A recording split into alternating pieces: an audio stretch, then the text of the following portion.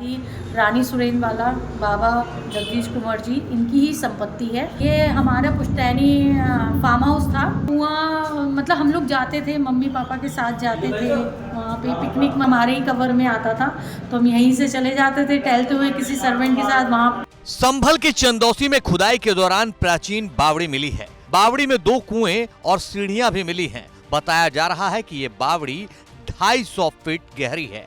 इस पर अतिक्रमण कर लिया गया था और इसे दबा दिया गया था। बताया जा रहा है कि ये बावड़ी रानी सुरेंद्रबाला की है, वो यहाँ रहा करती थी।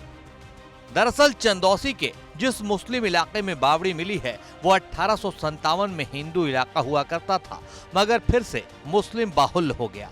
अब इस बावड़ी की विरासत की दावेदार मिल गई हैं। खुद को रानी सुरेंद्रबाला की पोती बताने वाली शिप्रा रानी ने बावड़ी को लेकर कई चौंकाने वाली बात बताई। उनका कहना है कि ये बावड़ी उनके परिवार की संपत्ति है। क्या नाम है बहन जी आपका? मेरा नाम शिप्रा रानी है। शिप्रा जी, जिस तरीके से चंदौसी के लक्ष्मणगंज में बावड़ी कुएं की इस समय खुदाई चल रही है, उससे आपका क्या संबंध है, क्या है पूरा मामला, डिटेल में बताएं।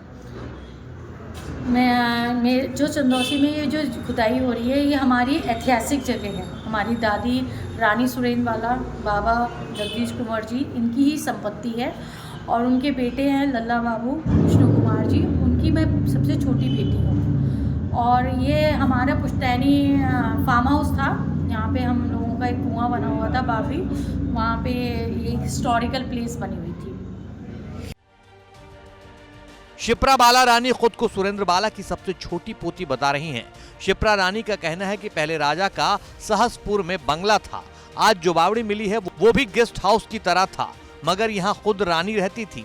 रानी की पोती शिप्रा के मुताबिक पहले बावड़ी के आसपास खेत थे, ये सभी खेत उनके परिवार के थे। रात को ठहरने के लिए बावड़ी काम आती थी। खुद रानी भी इसी कोठी में रहती थी। सन 95 के बाद तक तो ये अलाइव था।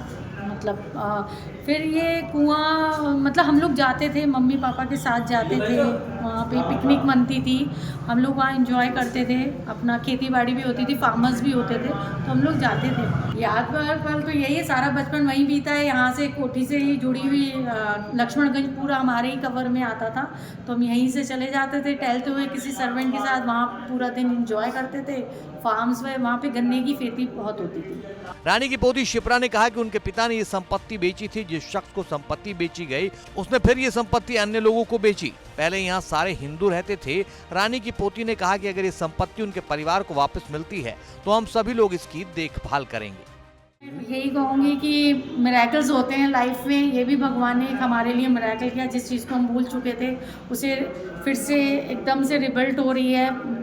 हमारे आगे ये क्वेश्चन आया बावड़ी जिंदा है, तो हमारे लिए बहुत प्राउड की बात है। विष्णु कुमार जी थे लल्ला बाबू, उनकी 5 बेटियां थीं, तो संपत्ति वो इतना नहीं मैनेज कर पाते थे और सब शादी होती चली गई बच्चों की, वो भी अपनी बेटियों के उसमें रहे। तो अकेला जब इंसान हो तो उस पर ज़्यादा विरासत की चीज़ें होती हैं, लोग बाग हथियाने लगते हैं जगहों को। बता दें कि जैसे ही प्रशासन की टीम ने संभल में मोहल्ला बाबरी बस्ती के बीच में बुलडोजर से खुदाई करनी शुरू की तो देखते ही देखते वहां प्राचीन इमारत दिखनी शुरू हो गई। अभी तक खुदाई में 2 मंजिला इमारत दिखाई दी है। बता दें कि पुराने दस्तावेजों में कुआं और तालाब भी दर्ज है। माना जा रहा है कि ये बावड़ी 250 फीट गहरी हो सकती है। खुदाई के दौरान अभी तक बावड़ी के 8 कमरे, 2 कुएं और 2 सीढ़ियां मिली हैं। बता दें कि खुदाई के दौरान एक सुरंग भी मिली है। दरअसल ऐसी किंवदंतियां हैं कि संभल में कई ऐतिहासिक सुरंग हैं जो दिल्ली समेत भारत के कई पुराने शहरों और किलों तक जाती हैं। फिलहाल ये सुरंग कहां तक जाती है पता नहीं है, जबकि खुदाई जारी है।